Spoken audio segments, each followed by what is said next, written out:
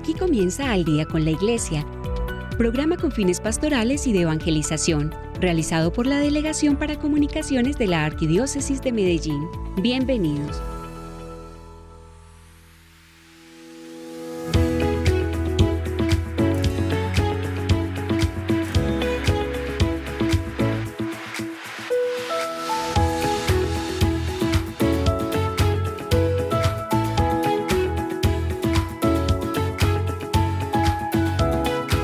Un saludo muy especial para todos los que nos escuchan. Qué alegría regresar a este espacio radial que nos permite conectarnos con esto de ser iglesia a partir de conversaciones que nos hacen crecer y fortalecer nuestra fe.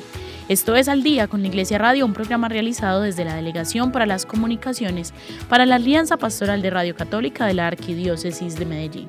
Recuerden también que este episodio lo encontrarán en nuestro canal de YouTube Arquidiócesis Medellín. Yo soy Valentina Vélez y los acompañaré desde aquí con todo el amor, Camila Parra desde el máster.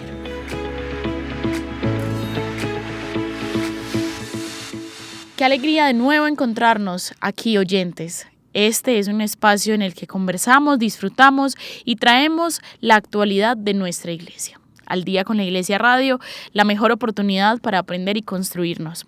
Hoy traemos un tema maravilloso. Resulta que el próximo 18 y 19 de julio se realizará en nuestra ciudad el Congreso Internacional de Liturgia y Pastoral en su 7ª versión. Cada año este congreso ha aportado al saber de nuestra fe y de nuestra iglesia. Una cuñita justamente antes de empezar, si quieren ir a este congreso están muy invitados, se pueden inscribir en la Universidad Pontificia Bolivariana, lo pueden buscar por su página web o también en la Delegación para los Ministerios Confiados a los Laicos, la oficina 326 de la Curia Arquidiocesana en el Centro Comercial Villanueva. También pueden llamar al 322-7700. Ahí podrán encontrar toda la información para que podamos ponernos al día de este tema tan importante, la liturgia y la pastoral. Y hoy trae un tema maravilloso, la espiritualidad. Cómo nosotros, a través de la liturgia, nos conectamos con la espiritualidad. Antes de entrar en materia, vamos a escuchar el mensaje para esta semana del señor arzobispo de Medellín, Monseñor Ricardo Tobón Restrepo, en la voz de nuestro director para las comunicaciones, Santiago Roldán. Para esta edición editorial, Monseñor Ricardo Tobón Restrepo escribió: Inteligencia artificial y ética. No nos puede dejar indiferentes el tema de la inteligencia artificial. Uno de los acontecimientos que ha captado la atención recientemente es la presentación de Ameca, un robot humanoide con gran capacidad para interactuar con los seres humanos, que afirma tener conciencia propia y que ha advertido los riesgos que la inteligencia artificial plantea a la humanidad, al describir un futuro sombrío en que se podrá controlar a las personas sin su conocimiento. También ha creado inquietud el anuncio de la comercialización antes del año 2030 del robot Optimus Gen 2, cuyo precio será menor que el de un automóvil, y se espera que su entrada en el hogar y en las empresas transforme la relación entre los humanos, la tecnología y el mundo del trabajo. Como sabemos, hoy ya es común acudir a la asesoría de Siri o Alexa o a dialogar con ChatGPT o utilizar las herramientas de copiloto en Word o en PowerPoint. Los algoritmos de nuestros celulares retoman la información que les brindamos y ponen nuestros comportamientos y deseos a merced de las cadenas comerciales, los sistemas políticos o las ideologías imperantes. La información de las redes está sujeta a las influencias culturales. Ciertos aplicativos para entretener recogen las huellas dactilares, el iris ocular o el reconocimiento facial, y la información que creíamos privada se vuelve pública. Los datos personales entregados en instituciones, datos de los nuevos medios, podrían hacernos vulnerables. Ya no somos dueños de nuestra propia intimidad. La inteligencia artificial es un conjunto de algoritmos o conexiones matemáticas que recopilan, reorganizan y reproducen información suministrada por las bases de datos previamente creadas por la inteligencia humana. Debe verse más que como verdadera inteligencia artificial como un medio tecnológico que puede utilizarse para el bien o para el mal, según el propósito que se tenga. Por eso es necesario que sepamos valorar el potencial que allí se tiene, pero que podamos conocer también los posibles peligros asociados al desarrollo y uso de estos procedimientos, que intimidan con mayor celeridad y precisión nuestra capacidad cognitiva y llegan a producir predicciones y a orientar decisiones acordes con los intereses de quienes los usan. Son múltiples los aspectos positivos de la inteligencia artificial. Ofrece herramientas tecnológicas en diversos contextos de la vida. Puede automatizar y agilizar tareas. Logra analizar datos que permiten conclusiones con más rapidez. Evita los errores humanos que se cometen al procesar información. Tiene amplias aplicaciones en el mundo de la salud, de la educación, del transporte y de los sistemas financieros. También en el mundo de la evangelización podría ayudar a difundir información y a promover procesos formativos. Sin embargo, no obstante esto, se puede presentar igualmente a un uso en contra de los principios éticos que promueven la dignidad humana, que buscan evitar la exclusión de algunos sectores sociales, que defienden valores culturales y el medio ambiente. Para el manejo ético de la inteligencia artificial es necesario saber regularla haciendo el debido discernimiento de ella, evaluando permanentemente su impacto, procediendo con honestidad a fin de prevenir y atenuar las amenazas y riesgos que podría traer a la civilización humana. En este sentido, hay que estar atentos a defender los derechos humanos y las libertades fundamentales, especialmente de las personas marginadas. Hay que promover un enfoque equilibrado, principios claros, pensamiento crítico y rendición de cuentas, teniendo siempre como fundamento la dignidad humana. No solo evitar daños, sino buscar en todo promover el bien común, controlando el resultado de los efectos laborales, sociológicos y psicológicos de las decisiones tomadas. En síntesis, es necesario establecer una cultura del uso responsable y ético de esta nueva tecnología. El mayor desafío consiste en orientar estos logros hacia un horizonte que beneficie a la sociedad, mantenga el desarrollo sostenible y se ejecute con responsabilidad moral al servicio de la comunidad y de la humanidad. Tenemos que tener el sentido del límite para no dejarnos encantar del paradigma tecnocrático, animados por una presunción de autosuficiencia, queriendo alcanzarlo y controlarlo todo para perder el control de sí mismo. Tras una libertad absoluta se puede llegar a una dictadura tecnológica. Es preciso estar atentos a una nueva pretensión de ser Dios sin Dios. Allí fracasan la dignidad y la sociedad humana. Escribió Monseñor Ricardo Tobón Restrepo, arzobispo de Medellín. A nuestro arzobispo de Medellín, gracias por sus palabras, porque siempre logra orientar todo lo que hacemos. Y bueno, con este editorial seguimos caminando como Iglesia Particular de Medellín. Como les decía ahorita, hoy vamos a tener un tema muy importante, muy valioso, porque se viene un evento que ya lleva 7 versiones en nuestra arquidiócesis y marca un punto de partida muy importante para lo que hacemos como iglesia. Este es el Congreso Internacional de Liturgia y Pastoral, urgencia de la espiritualidad litúrgica en la vida de la iglesia. Es por eso que hemos traído 2 invitados muy importantes que nos van a hablar un poco sobre esto, qué importancia tiene aprender de liturgia, cómo esto influye en nuestra vida pastoral, cómo nos ayuda a ser iglesia y también para que ustedes se antojen si quieren acompañarnos o que sepamos aquí un abrebocas de la importancia de este tema. Tenemos entonces en nuestra mesa de conversación hoy al padre Juan David Muriel. Él es párroco de Nuestra Señora de la Resurrección, docente de teología de la UPB y doctor en liturgia. Ya lo habíamos tenido acá, habíamos tenido la alegría de que nos acompañara y bueno, vuelve de nuevo a seguirnos enseñando porque es una persona sumamente inteligente y valiosa para nuestra arquidiócesis. Padre, bienvenido. Gracias, Vane, muchas gracias y saludo a todos los oyentes. Y también tenemos al padre Diego Alberto Uribe Castrillón, también muy escuchado, seguramente ustedes saben quién es. Él es docente de teología de UPB, doctor en teología y ambos, esta mesa está muy enriquecida porque ambos hacen parte de la Comisión Litúrgica Nacional y definitivamente su experiencia nos va a permitir enriquecer nuestro saber. Padre, bienvenido. Bueno, muchas gracias por la invitación y perfectamente vamos a ver qué podemos aportar en este día para que aprendamos de lo que vamos a aprender en el Congreso de Liturgia. Maravilloso. Comencemos entonces contándole un poco a la gente de dónde nace la necesidad de crear este congreso, cuándo nace y pues cómo ha sido el recorrido hasta esta 7ª versión. Bueno, como hemos dicho, esta es la versión número 7 de los congresos de liturgia. Los congresos de liturgia en el movimiento litúrgico, que fue un movimiento sobre todo europeo del siglo XX, fueron importantes en el desarrollo de lo que luego sería la Sacrosanctum Concilium, porque el congreso, pues yo creo que entendido a nivel cristiano, es un espacio de discernimiento, es un espacio donde hay oración, donde hay profundización obviamente académica, donde hay reflexión sistemática y donde también hay profundos lineamientos pastorales y litúrgicos. Entonces, tomando un poco esa imagen del Congreso de Liturgia en la historia de la Iglesia, el arzobispo ideó este espacio para que fuera un espacio de fe y razón, pero no únicamente a nivel académico también, sino sobre todo para obtener líneas muy claras para la pastoral y el enriquecimiento de la vida espiritual de los fieles.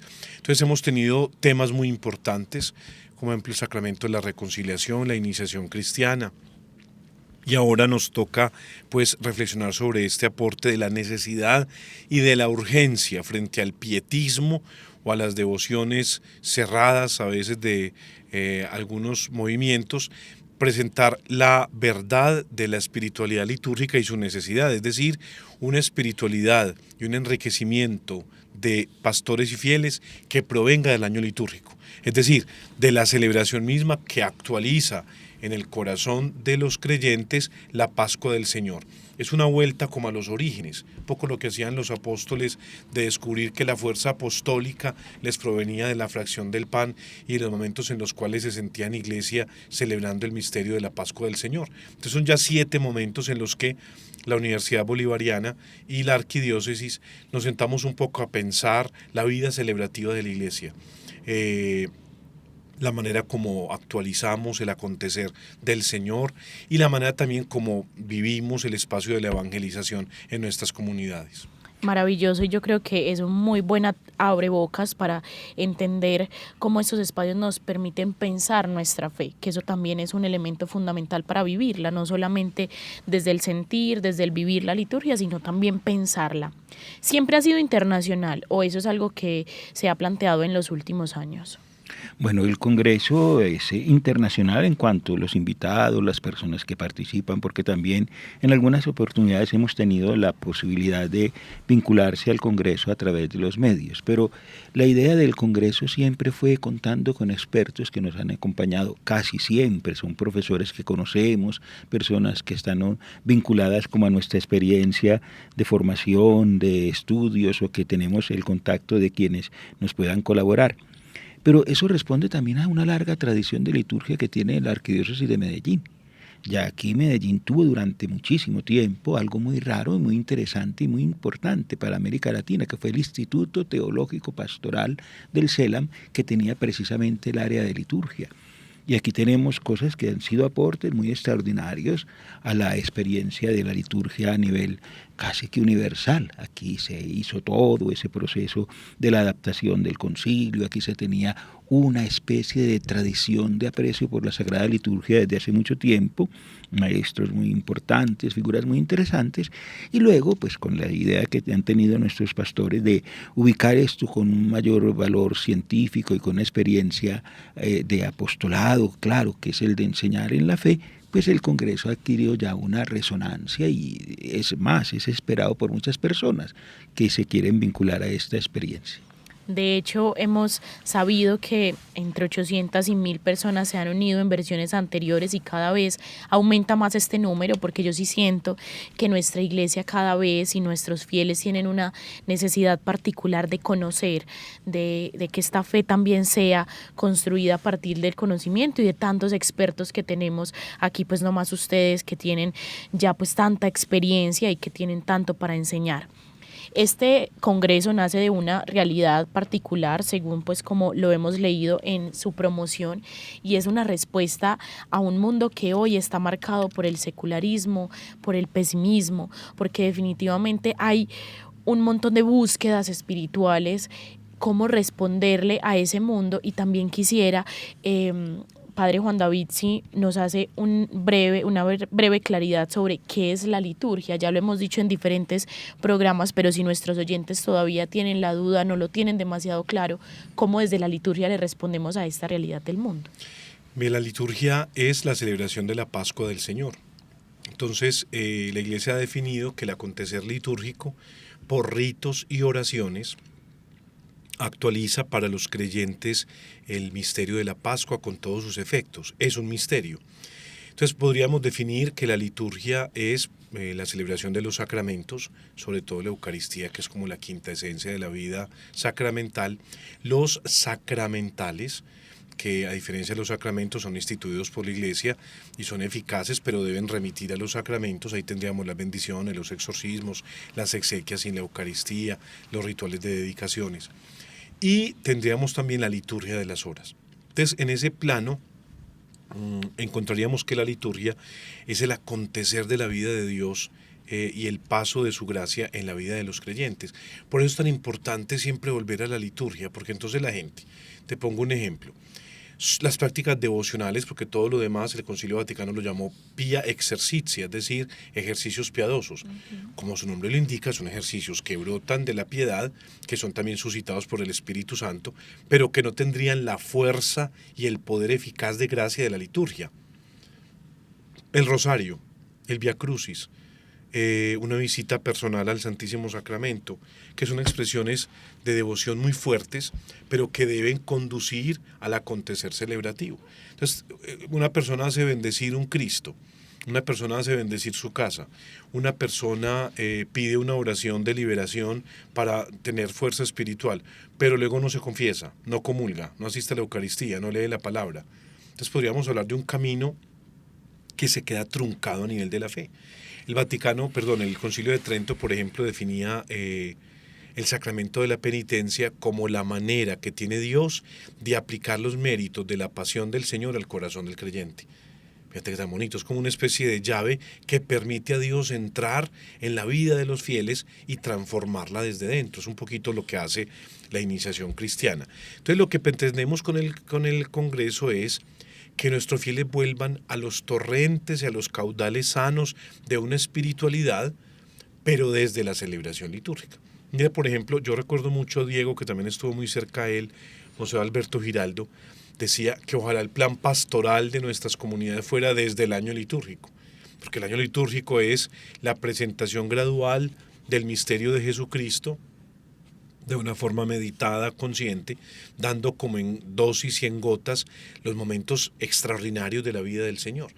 Pero entonces si nosotros nos llenamos de expresiones, digamos, de fe popular, pero no asistimos a la dimensión celebrativa, es un camino que, como decía, se queda corto. Entonces podríamos decir, la liturgia acontece la Pascua, es celebrada por el Cristo total, que es Cristo como cabeza, nosotros como Iglesia, sus miembros, y se celebra en el espacio mismo de la Iglesia, que es como el cuerpo vital de Cristo resucitado. Es necesario volver a la liturgia para que Dios tenga la oportunidad de transformar desde dentro la vida del creyente.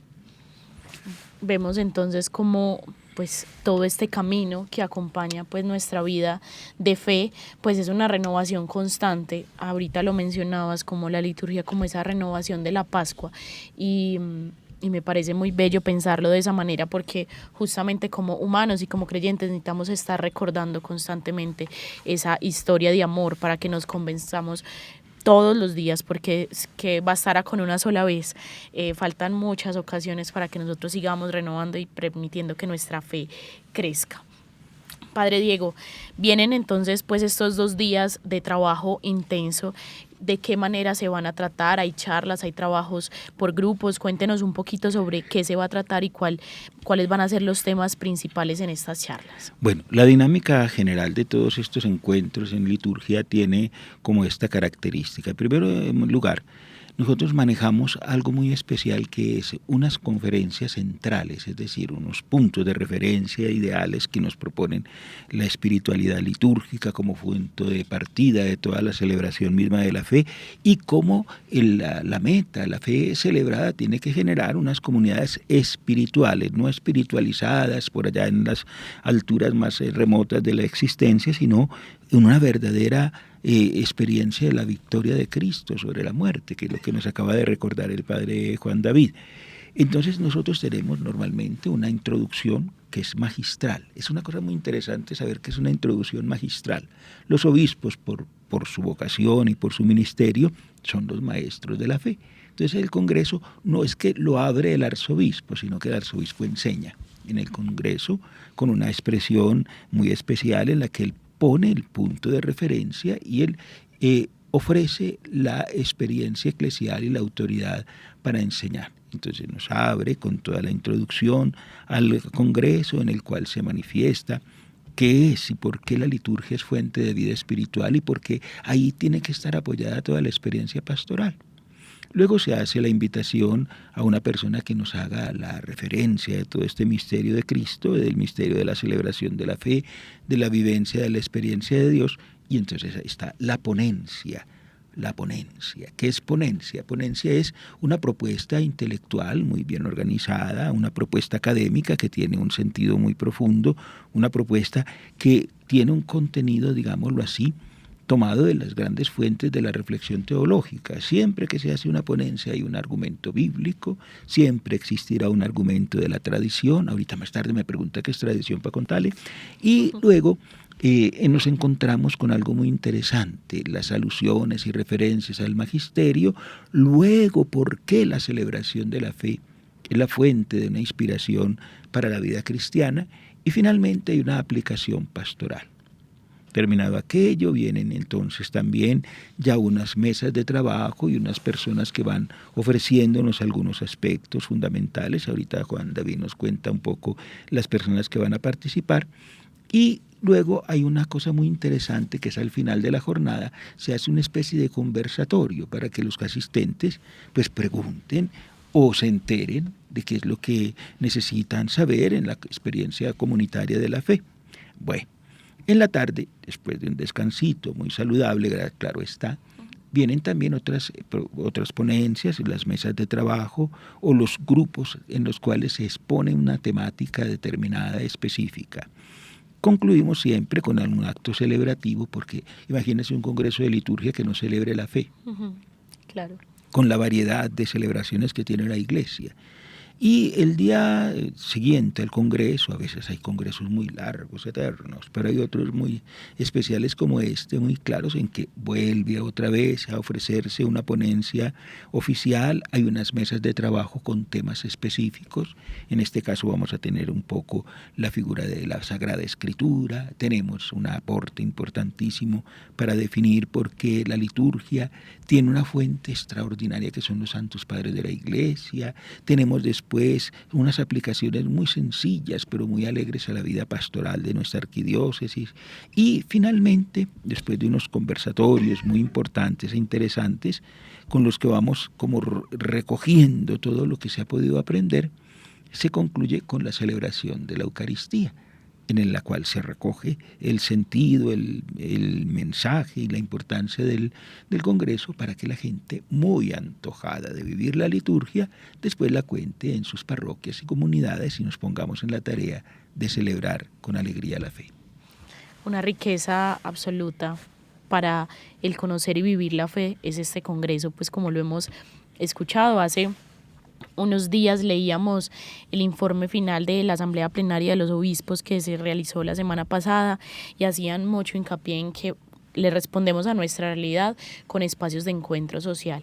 Y estos espacios alrededor de la academia, alrededor del saber, pero alrededor del sentir y vivir la fe, definitivamente nos van a seguir permitiendo responderle, porque no sería nada si, como lo decía el padre Diego, vivir, aprender, saber mucho, irse cargadito, pero si no lo compartimos a otros, si no nos vemos llamados a que eso nos invite a una acción pastoral. Padre, ahorita el padre Diego lo echó al agua y le dijo que usted nos iba a contar quiénes estarán, cuáles serán los invitados, a quién podemos escuchar en este congreso. Bueno, el congreso se va a desarrollar en el Aula Forum de la Universidad Pontificia Bolivariana, una aula muy cómoda y muy dispuesta para el trabajo. Como ha dicho Diego, serán los días 18 y 19 de octubre, de julio de este año. De julio. Vamos a tener, en primer lugar, es un dato interesante porque estamos enmarcados en el año de la oración. Entonces, eso nos ha hecho pensar en cómo vincular los espacios tan grandes de los monasterios. Ellos van a estar con nosotros colegados a la hora de las oraciones. Vamos a tener unión con los carmelitas contemplativos, las hermanas de la Visitación, que van a poner como ese espacio de la oración al servicio de todos también y hacernos entender que la vida contemplativa es pulmón de la Iglesia. Fíjate cómo dedica el Papa Francisco este año de la oración, un año dedicado a redescubrir el gran valor y la absoluta necesidad de la oración en la vida personal, en la vida de la Iglesia y en el mundo. Entonces van a ser momentos muy bonitos porque vamos a orar y vamos a, como decía Diego, celebrar la fe. Entonces tendremos luego la intervención del señor arzobispo y las ponencias, digamos los centrales, están a cargo de Monseñor Lizardo Estrada, que es obispo auxiliar de Cusco en Perú, y él es secretario general del CELAM, de la Conferencia Episcopal Latinoamericana. Entonces nos va a ayudar, por ejemplo, con la primera ponencia, que es espiritualidad litúrgica y pastoral. Después de las grandes ponencias habrán como momentos de conversatorio, que son muy interesantes porque pues también estamos rodeados de laicos comprometidos en la acción pastoral o estudiantes de las facultades, entonces se arman, por así decirlo, conversatorios muy interesantes acerca de la vida, como decía, litúrgica, pero también pastoral, de la misión.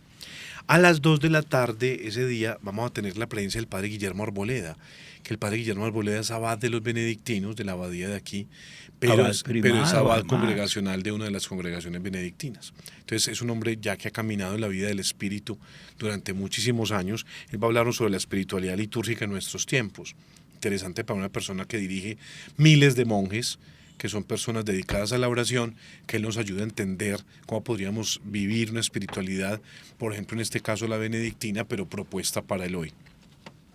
Luego las mesas temáticas, que van a ser muy interesantes porque van a tratar de muchos temas, por ejemplo, la pastoral, la patrística, los espacios litúrgicos. Bueno, hay temas muy interesantes en las mesas temáticas, que es muy bueno porque se divide la gran masa en pequeños grupos y ahí a la par que escucharle al ponente pueden compartir, pueden como diseccionar más tranquilamente los datos. Luego tendremos una ponencia bíblica del padre Jairo Henao de muerte y resurrección en el culto del viejo Israel, aproximación a la enseñanza que dejó el exilio en Babilonia con respecto al culto de Jerusalén. Va a ser interesante porque se nos olvidan a veces las bases judías de nuestro culto. Y oración siempre para terminar el día. En el segundo día tendremos la celebración de los laudes y luego una ponencia muy interesante con la doctora Ana Cristina Villa sobre el aporte de los padres. A los padres de la Iglesia se les denominó Divine Tractatores Liturgiae, es decir, aquellos que conformaron la liturgia en sus diócesis, porque ellos recibido un querigma litúrgico original de un sacramento, ellos establecían maneras y usos y ritos e himnos, cantos. Entonces vamos a tener el aporte de los padres, que son los pensadores del siglo I hasta el siglo VII, y luego tendremos la última ponencia del día, que es los desafíos pastorales de la espiritualidad litúrgica, de nuevo con Monseñor Lizardo. Insisto en las mesas temáticas, porque son momentos muy fuertes de trabajo más particular, así como hacen en el sínodo, que ves que hacen como pequeñas mesitas. Entonces vamos a tener, por ejemplo, de aquí de la Junta de Arquitectura, van a dirigirnos la de espacios litúrgicos para la espiritualidad.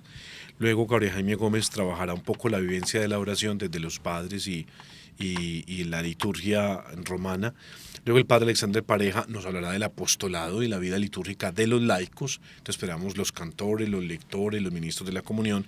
Y por último el padre Jefferson Rodríguez, que está encargado del Centro de Nueva Evangelización, nos va a hablar de la pastoral diocesana, sus programas, sus retos y sus desafíos. Como ves, es un universo muy grande de mucha temática que yo pienso que va a enriquecer mucho desde que estemos abiertos y dispuestos para compartir. Padre, hemos reiterado mucho la invitación a nuestros oyentes, pero yo sí quiero que nos respondan para quién es este congreso, para que no lo dejemos así como para todos, sino qué inquietud en el corazón es necesaria para que este congreso nos mueva. Bueno, si fuéramos a ser bien exactos, los congresos para todo bautizado que quiera celebrar bien su fe. Obviamente, pues ojalá tengamos presentes a todos los sacerdotes, a los que celebran los misterios sagrados y que viven la experiencia del Señor cada día, cada 8 días, cada jornada, junto al pueblo de Dios. Pero también los laicos, la comunidad, tienen las personas que celebran, que participan en la liturgia, unos signos muy interesantes, lectores, acólitos, las personas que participan desde el canto sagrado, en fin. Está abierto a todos los que quieran aprender de liturgia. A veces ha pasado en los congresos que de pronto nuestros alumnos de la universidad se nos cuelan y se antojan de estas cosas de Dios, y la oportunidad de conocer estas cosas pues les hace que la gente vibre también con una celebración más activa, más bien lograda, más bien celebrada, más bien actualizada, y obviamente pues el Congreso va a tener un carácter muy católico, muy universal, muy abierto, para que la gente pregunte también, sobre todo en estos tiempos en los que hay tanta inquietud, a ver cómo es la liturgia, por qué las tradiciones de la liturgia, por qué hay unas personas con un afecto muy grande y muy valioso por lo que llamamos tradición. ¿Qué significa eso de verdad en este momento de la historia? En fin, tenemos la oportunidad de que todo el que se vincule y quiera unirse a este congreso, pues tenga la oportunidad de aprender mucho y conocer mucho y disfrutar mucho. La invitación entonces nos queda en el corazón. Si ahorita nos dijo que nos iba a contar qué significaba tradición, a mí me dejó con la duda y yo sé que a nuestros oyentes también. Cuéntenos. Bueno, es que a veces la gente piensa que tradición es como unirse uno a pasear a un museo y a sacar cosas antiguas, hermosísimas, tradiciones de otro tiempo, rituales preciosos de otros momentos. Pero alguna vez por allá estaban empezando a hacer una cosa muy linda que fue un sínodo en Venecia, siendo patriarca de Venecia, eso fue por allá por los años 50, el que luego sería San Juan XXIII. Pues él les mandó algo o les explicó un poquitico qué era tradición.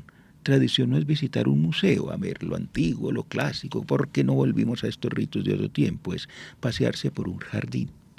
En estos días, por ejemplo, en una de las clases, que son muy interesantes, les contaba yo a los alumnos que la gran experiencia de inculturación que ha tenido la Iglesia, sobre todo en los últimos 500 años, tiene un concilio que la motivó.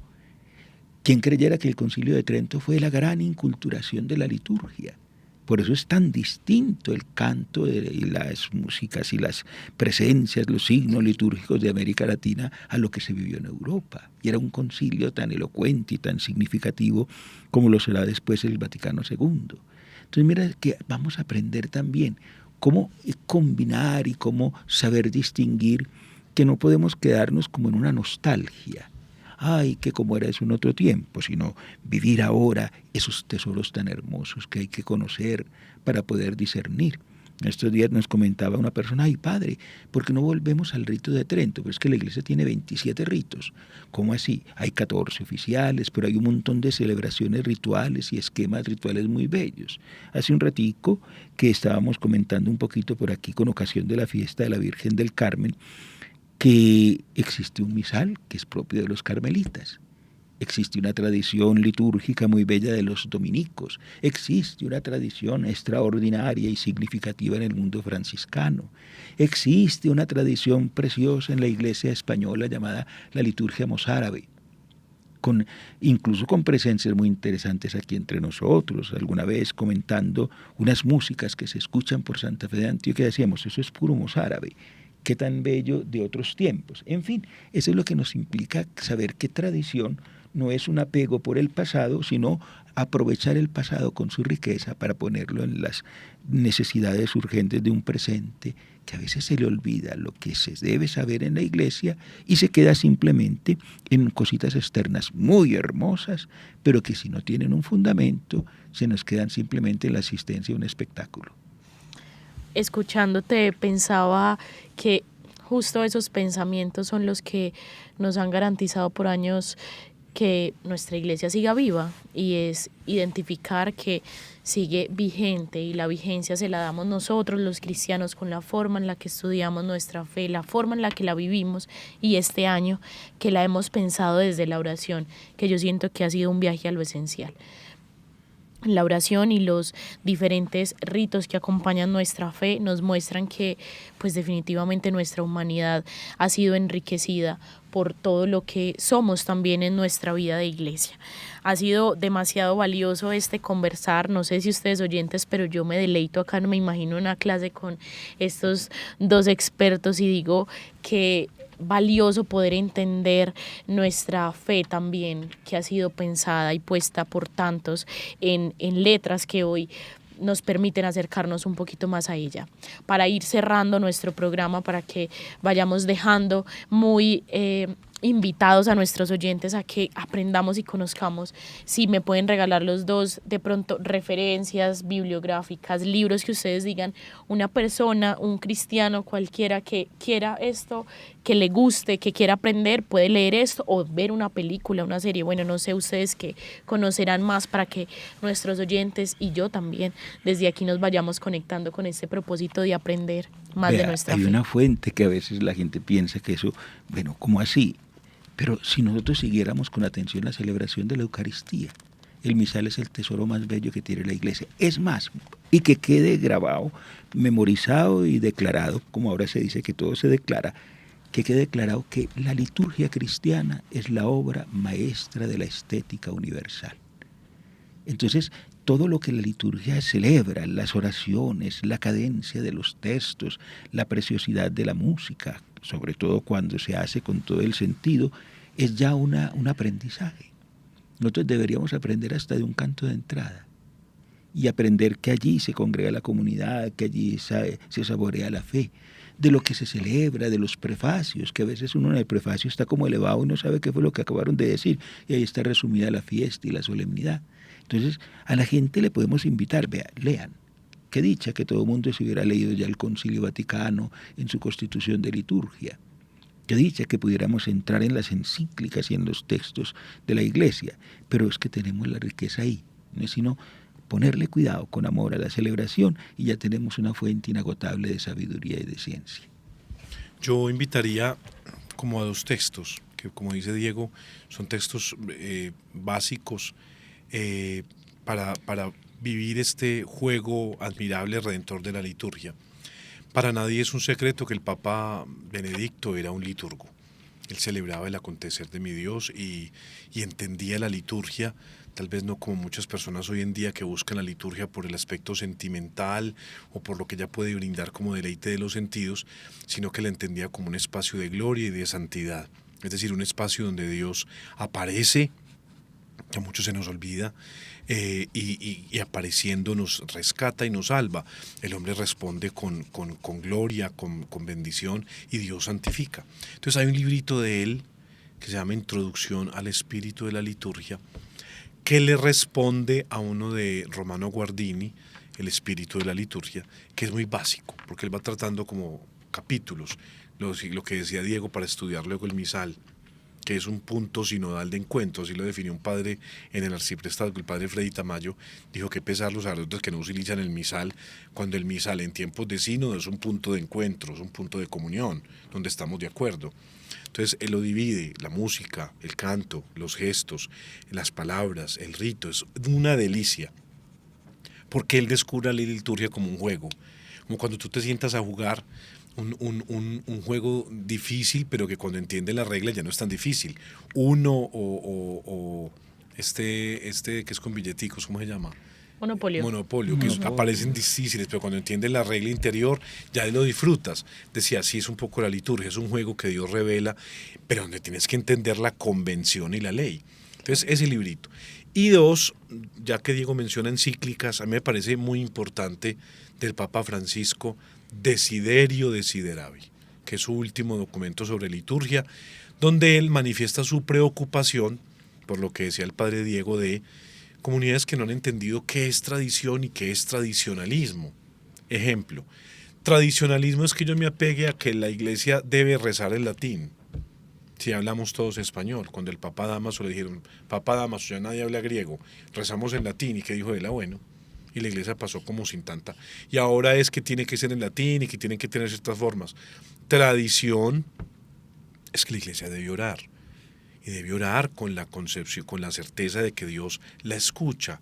Entonces, un poco el tratar de no apegarnos a formas, porque el fruto más acabado de la liturgia es la comunión. Me parece bellísimo eso, porque al final, si no somos uno al celebrar, entonces ese testigo de Desiderio Desideravi que él nos envió a la iglesia tiene cosas bellísimas. Por ejemplo, el hecho de que de la liturgia salga un nosotros celebrativo. A la gente le gusta decir en misa: alma de Cristo santifícame, cuerpo de Cristo sálvame. Sí, está bien, es verdad, pero qué interesante sentirnos como un cuerpo salvado. En la liturgia dejamos de ser tú y yo para ser un nosotros, el cuerpo del Señor que está celebrando. Entonces esos dos textos, Introducción al Espíritu de la Liturgia, Joseph Ratzinger, y Desiderio Desideravi, Papa Francisco, yo creo que serían un buen abrebocas para ir estudiando esta semana y adentrarnos en este torrente que será el Congreso de Liturgia como un regalo para la Arquidiócesis. Bueno, antojada quedé yo, y yo sé que ustedes también, oyentes de Vivirnos este Congreso, quienes no puedan, podrán seguirlo por nuestras redes sociales. Estaremos pendientes para que ustedes también tengan a la mano esta realidad litúrgica que hoy de verdad que nos mueve tanto a responderle al mundo a través de esta pastoral que pues se traduce pues como en este amor de Dios en el tiempo. Para terminar, como siempre en este año, pues nos hemos unido desde la oración también aquí, que este espacio de conversación de los temas que sean nos lleven al final a un espacio de unión con Dios en la oración, que nos encanta que sea siempre enriquecida por los carismas de todos los que se sientan en esta mesa. Así que a ustedes dos les pido que nos presidan la oración de este día para terminar este programa y esta conversación tan valiosa. Yo sugeriría que la mejor oración podría ser algo muy lindo que tiene la celebración de la fe, que es el mismo misal. A mí me encanta que podamos pensar que puede ser motivo de oración algo tan sublime como la misma plegaria eucarística, el mismo contenido de la celebración. Qué dicha poder decirle al Señor con toda la fe de la Iglesia: el Señor esté con ustedes y con tu espíritu. Levantemos el corazón, lo tenemos levantado hacia el Señor. Demos gracias al Señor nuestro Dios. Y entonces uno poder empezar a decir esto que sintetiza tan bellamente lo que es la liturgia de la fe y de la vida de la Iglesia. Es el prefacio dominical número 1, donde hay una expresión preciosa para significar lo que somos nosotros en la fe. El pueblo de Dios, la comunidad creyente. Entonces allí nos dice la Iglesia esto tan especial. Miren pues que esto es oración todo. Dice así, mire qué bello lo que podemos convertir en liturgia. Dice: en verdad es justo y necesario, es nuestro deber y salvación darte gracias siempre y en todo lugar, Señor Padre Santo, Dios Todopoderoso y Eterno, por Cristo Señor nuestro, quien por su misterio pascual realizó la obra maravillosa de llamarnos del pecado y de la muerte al honor de ser, oigan cómo nos describen, estirpe elegida, sacerdocio real, nación consagrada, pueblo de su propiedad, para que trasladados de las tinieblas a tu luz admirable, proclamemos ante el mundo tus maravillas. Amén. Qué lindo, a mí me parece súper bonito que siempre cuando ponemos la mirada a estas cosas que se nos hacen paisaje, nos damos cuenta que ahí habita un Dios que nos ama mucho. Yo recuerdo el día que hice conciencia de la frase de, que se me olvida, pero es desde donde sale sol hasta el ocaso. Un sacrificio sin mancha. Sin mancha, eso es. El día que hice consciente eso, mi percepción de ese momento de la Eucaristía cambió y dije, es que es un sacrificio de amor que nos cobija a todos. Gracias a ustedes por llenarnos de sentido, porque definitivamente eso yo creo que es la liturgia, dotar de sentido todo lo que hacemos también, y a ustedes que nos permiten también aprender a través de ello. Nos veremos entonces en el Congreso. Muchas gracias. A ustedes muchas gracias. Bueno, nos despedimos, nos vemos en el Congreso y punto. Muchas gracias a ustedes, queridos oyentes, por acompañarnos. Recuerden que estamos en Instagram como ARQ Medellín 1, Facebook y YouTube como Arquidiócesis de Medellín, y nuestro sitio web www.arqmedellin.co. Bendiciones para todos.